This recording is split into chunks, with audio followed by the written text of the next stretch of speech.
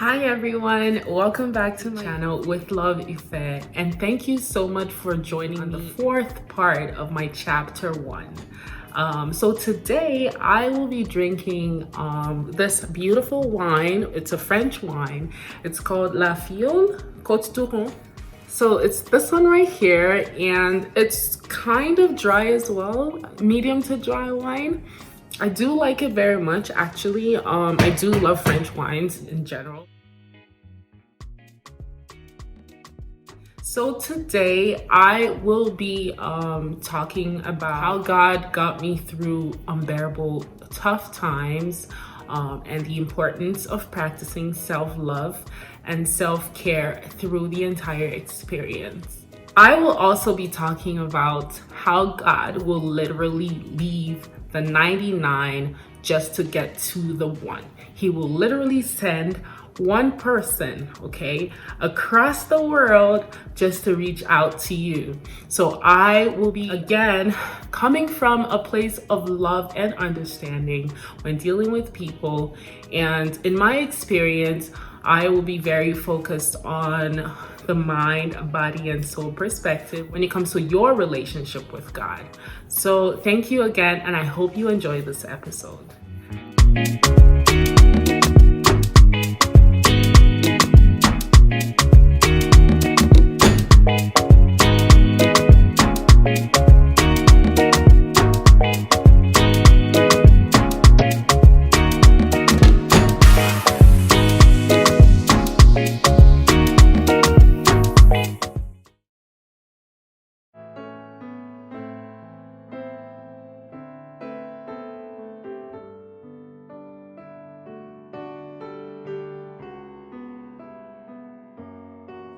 He is closer to you in your moments of distress. The more weak you are, the closer God is to you. And that's how much closer you are to God too, because you're just down and there's nowhere left to go but up, you know? So for me, that's what I felt, is that God was so much closer to me at that time. But he used all of those experiences and all of my situation to just push me in the right direction when it comes to my spiritual life.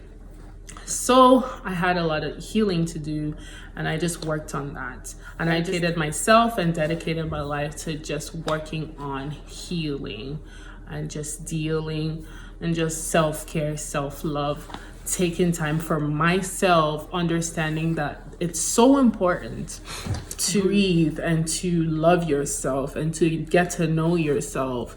So I signed up for a lot of classes at that time. I signed up for Krav Maga because I'm in love with martial arts, like in love with martial arts. So at some point I used to do kickboxing.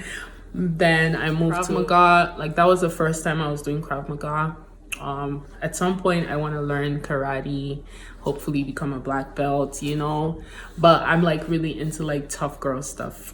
So for me, I just took some classes. I signed up for a gym, so I started going to the gym to have something to do after work. I started praying a little bit more, and you know, I just did therapy more. I just had a whole routine going on, you know, and I was working in London. I was stressed. You know how London is. London's like a non-stop city. Like it's always going.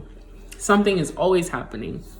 So I took some time out to also see my friends, hang out with them whenever I could, because I knew some people in London. I would go out to go for drinks after work, and just because it was a new company I was working in, so it gave me a chance to really meet people and to really just like get to know the city a little bit. Unfortunately, I didn't get enough time to travel as much as I wanted to before COVID actually started. So I was really, really sad about that.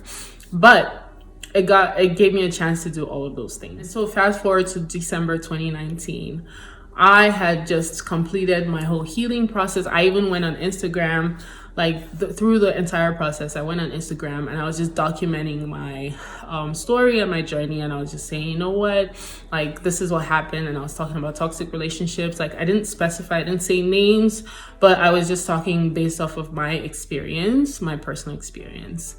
And it really just helped me process things too, because it was very reflective. I took up journaling as well. So I journaled my feelings a lot. I would journal like, oh, this is what I want to say to this person now. And I would write like in a letter, but I wouldn't send the letter. I would just keep it. And then like every time I would write, I just feel so much better, like so much better. I have like almost 1,000 notes in my phone. All my life right now is on my phone, but I would just document every single thing. When I feel a certain way, I would document it.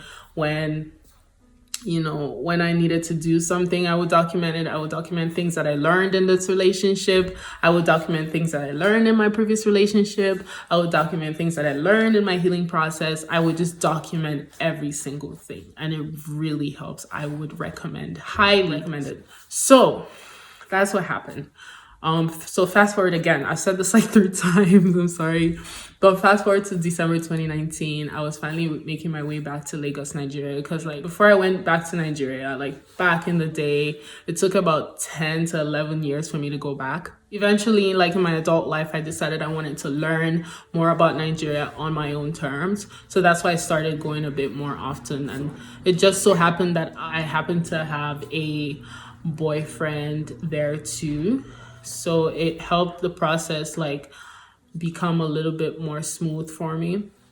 So yeah, fast forward to December 2019, where I decided again to go back to Lagos to just relax again and to just check myself in a hotel, but this time I was alone, right? Because obviously I wasn't trying to get into another relationship. I was just trying to just have a good time, relax and heal, and just complete my healing process, at least for the most part. Thankfully, I saw some of my friends there. But prior to that, so I woke up in the morning of my flight. I actually had an interesting experience. So I had worked the night before.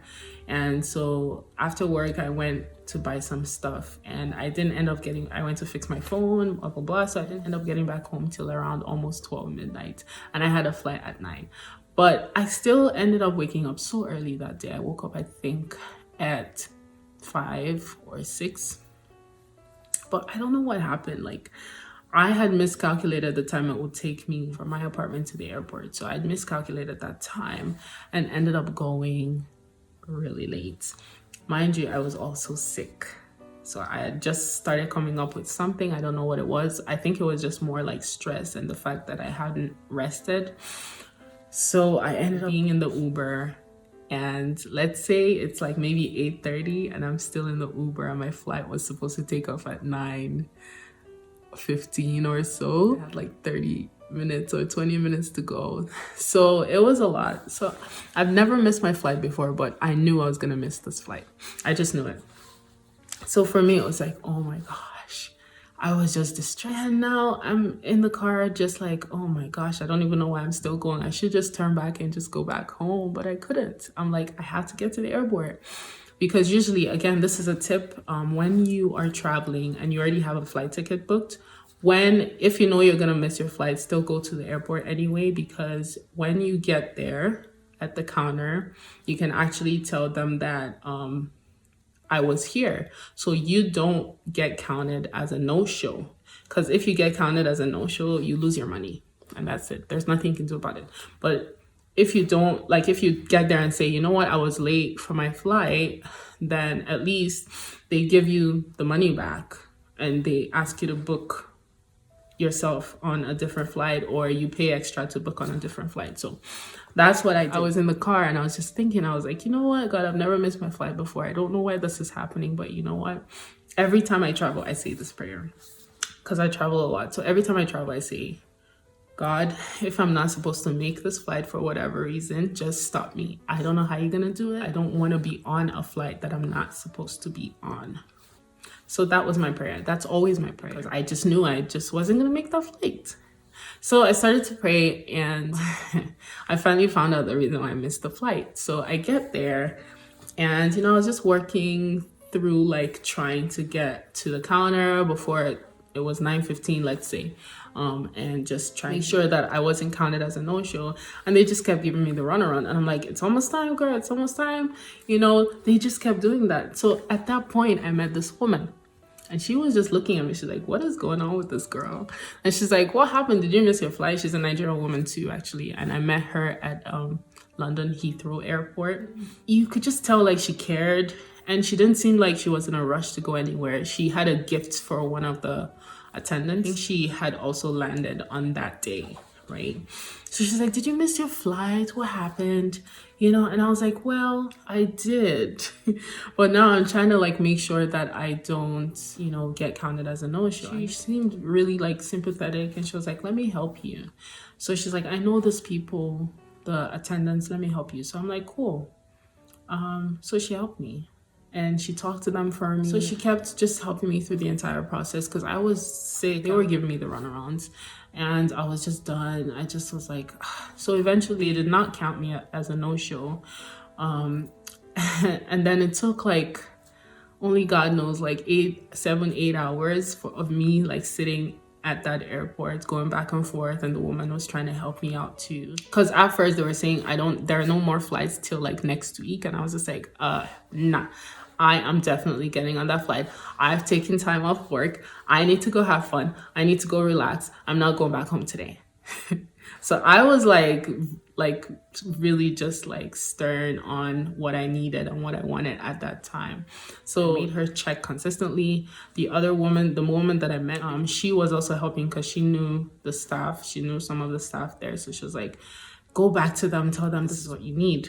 Eventually, she's like, oh my gosh, I got you a ticket. I was so excited. Mind you, for that ticket, I already paid so much more. Like, let's say the ticket was like £500 and I ended up paying £1,500.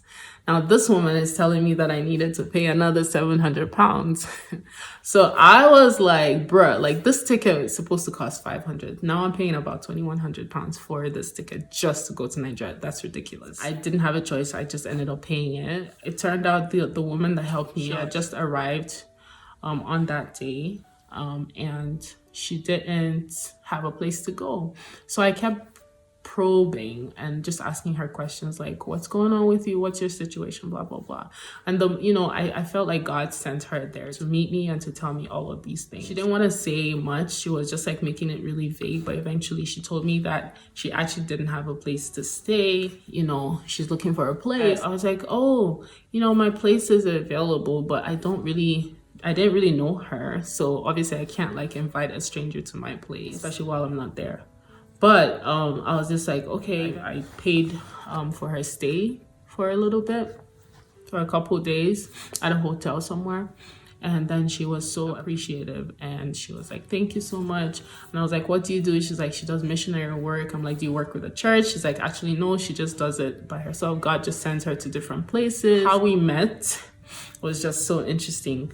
And you know what, like when your spirit is alert and when you allow yourself to lean into it, you will understand that like there are certain people that you would meet in like a very unconventional way. And like you might even like go around and tell people like, oh, I just met this person and this was so weird, this happened to me. And they might not even believe you. They might be like, oh, you shouldn't trust that person or whatever. But always trust your spirit. Always trust your intuition. I'm not saying that you shouldn't ask questions, because even the Bible says test every spirit. So always test the spirit, but always trust God, right? Trust God in your process. That is what I would tell you. So I met her in such an unconventional way, and I helped her out in her situation and she helped me out in my situation. We ended up talking. And then she had a message for me. She's like, you know what? I was asking God why he sent me here today, and I think I just figured out that he sent me here for you. And I was like, what?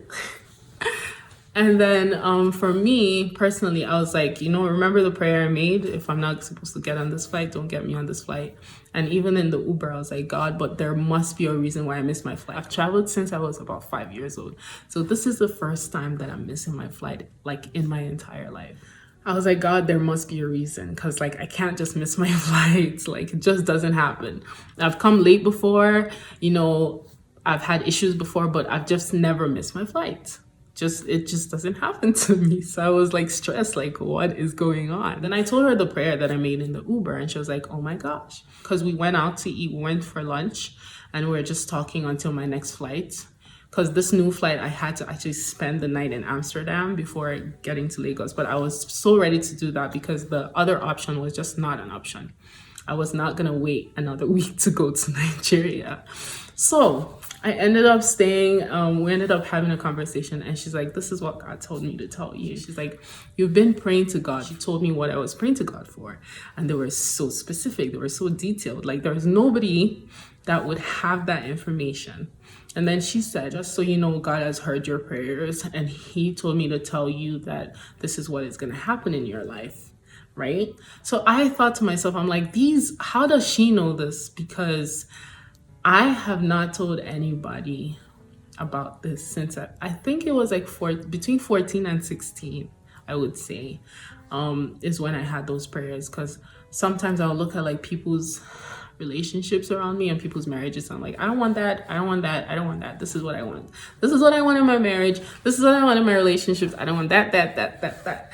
So that's what I would do. So when she was like telling me all of this information, I was just kind of like, oh wow, like I've never told anybody that before, not even my family members. So I was just like stunned, really. And then she goes, yeah, so this is what you've been praying for. And then she's like, yeah, this is what your husband is gonna be like.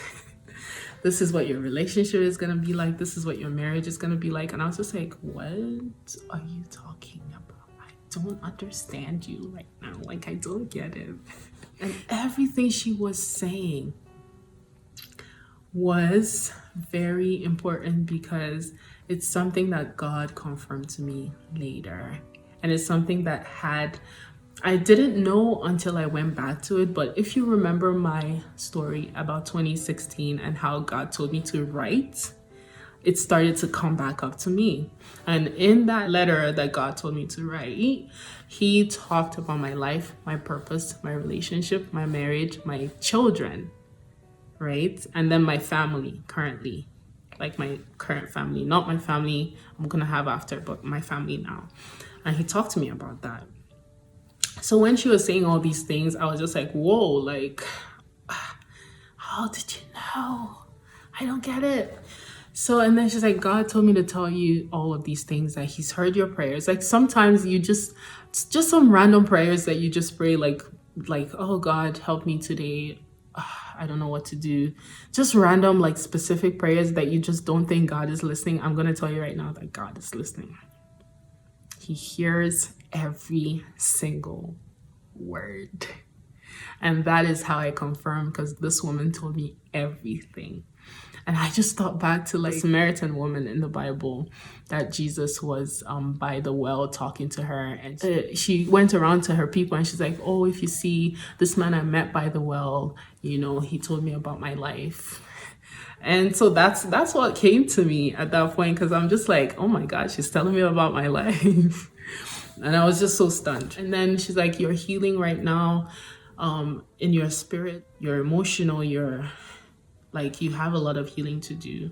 And like, go to Nigeria, go have fun, go have a great time. Don't even think about anything. Don't stress yourself. Just have a good time in Nigeria when you go there.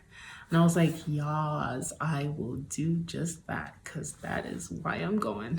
We talked for a little bit, and then she walked me to the security. And then she's like, you know what? When you step through those doors, just know that you're stepping into a new life, is what she told me.